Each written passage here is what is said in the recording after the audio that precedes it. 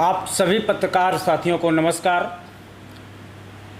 जैसा कि आप सभी जान रहे हैं कि पिछले 12 सालों में उत्तर प्रदेश के नौजवानों के साथ, उत्तर प्रदेश के छात्रों के साथ, उत्तर प्रदेश के विश्वविद्यालयों में जिस प्रकार से छात्रों के साथ और नौजवानों के साथ उनका हक छीनने का काम ये सरकार कर रही है, वो किसी से अनदेखा नहीं है।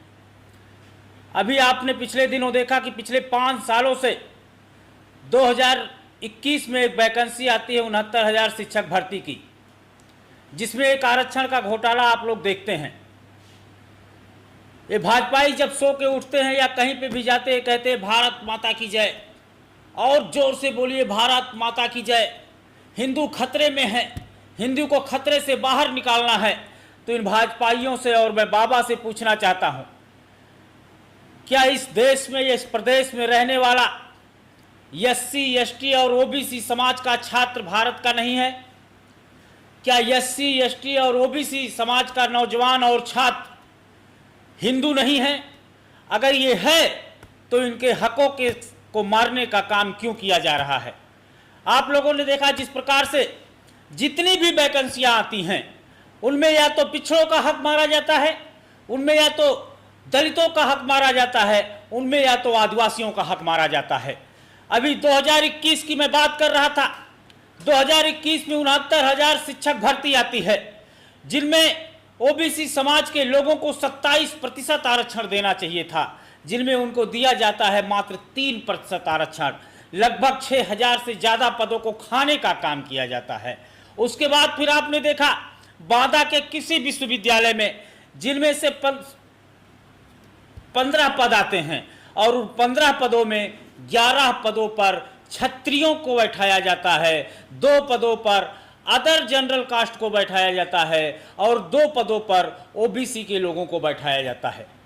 मतलब उस प्रोफेसर की भर्ती में जिस बांदा के जिस एग्रीकल्चर विश्वविद्यालय में 15 वैकेंसियां आती हैं, और संविधान हमारा क्या कहता है कि उन 15 वैकेंसियों में से 18% पद एससी को देना चाहिए और 27% पद ओबीसी को देना चाहिए, यानी कि 50% पद ओबीसी, एससी और एसटी को देना चाहिए। लेकिन होता क्या है कि 15 में से 13 पद जनरल कास्ट को दिए जाते हैं और 2 पद ओबीसी समाज के कास्ट को दिए जाते हैं।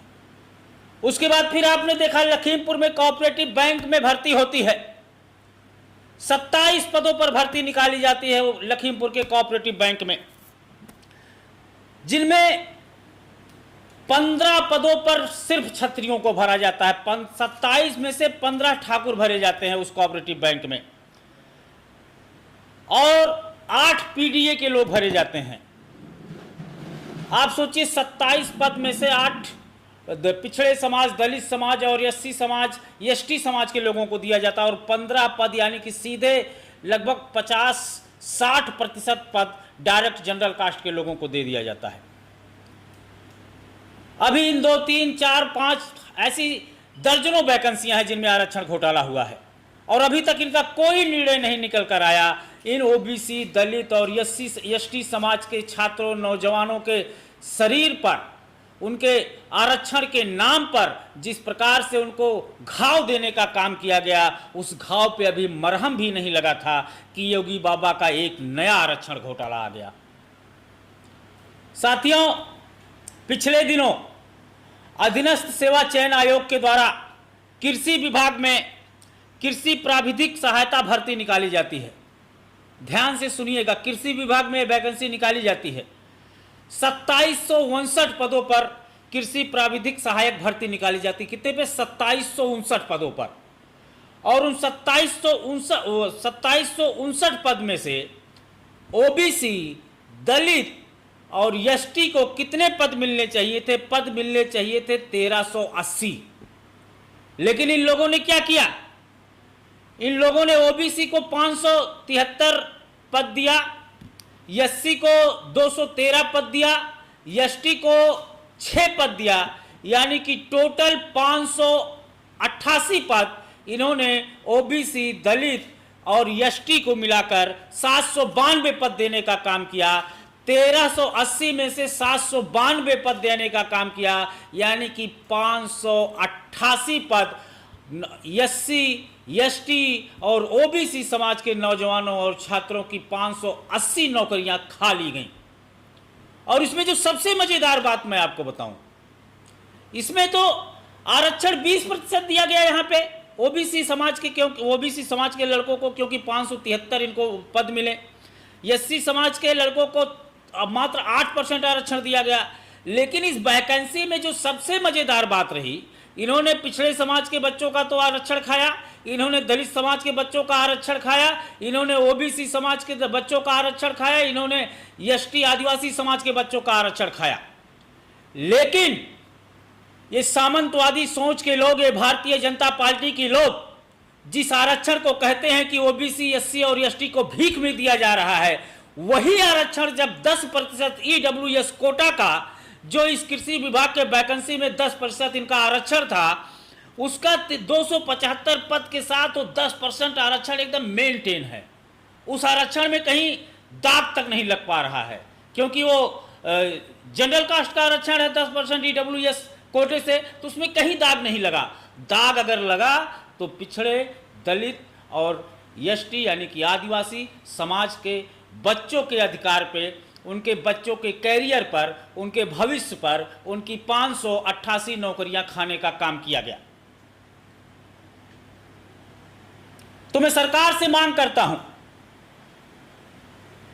आदित्य योगीनाथ की सरकार से मैं मांग करता हूं कि ये जो फर्जी भर्ती घोटाला हुआ है, इसको आप दुरुस्त करने का काम करिए। लेकिन उसके साथ ही साथ साथियों, मैं आप लोगों से एक बात और चर्चा करना चाहूँगा कि जिस प्रकार से उत्तर प्रदेश में जब चुनाव आता है तो इनके ओबीसी और दलित समाज के नेता जो गांव-गांव में जाते हैं और अपने समाज, अपने जात के नाम पर वोट मांगते हैं, चाहे वो अनुप्रिया पटेल हों, चाहे वो ओम प्रकाश राजभर हों, चाहे वो संजय निषाद हों, चाहे वो जयंत चौधरी हों, जो भी भारतीय जनता पार्टी एनडीए के गठबंधन के ओबीसी और दलित समाज के नेता हैं, मैं उनसे सवाल पूछना चाहता हूं। ओम प्रकाश राजभर जी, आप बताइए, ठीक है आपको यादवों से दिक्कत है, आप मत यादवों की लड़ाई लड़िए, लेकिन जिस समाज का वोट लेते हैं आप, जिस समाज का वोट लेके टिकट बेचने का काम करते हैं आप, जिस राजभर समाज का वोट लेके मंत्री और विधायक बनते हैं आप, वो राजभर समाज भी ओबीसी समाज में आता है और उसके भी आरक्षण को खाया जा रहा है। अनुप्रिया पटेल जी से मैं कहना चाहता हूं, जिस पटेल समाज का आप वोट लेती हैं, जिस पटेल समाज का वोट लेके और अपने टिकटों की दलाली करवाती हैं, वो पटेल समाज भी ओबीसी समाज में आता है और उसके भी आरक्षण खाए जा रहे हैं। मैं संजय निषाद जी से कहना चाहता हूं कि निषाद समाज भी पिछड़े समाज में आता है, उसका वोट लेके आप टिकटों की दलाली खाते हो, आप मंत्री बनते हो, आप विधायक बनते हो और उसके बाद उस निषाद परिवार को आप अनाथ छोड़ देते हो। जयंत चौधरी जी से मैं कहना चाहता हूं, आपके समाज ने आपको राज्यसभा तक पहुंचाया, आपको मंत्री तक बनाया, आपको विधायक तक बनाया, आपको सांसद तक बनाया। आप तो उस खानदान के चिराग रहे हैं जिस खानदान ने इस देश के किसानों की बड़ी बड़ी लड़ाइयां लड़ी हैं, जिस खानदान ने इस देश के लोगों के लिए बड़ी बड़ी लड़ाइयां लड़ी हैं। लेकिन आज आप सत्ता के मोह में ऐसे बह गए हैं, ऐसे भटक गए हैं कि आपको ये ओबीसी, दलित और एसटी समाज के बच्चों का दर्द नहीं दिखाई दे रहा है।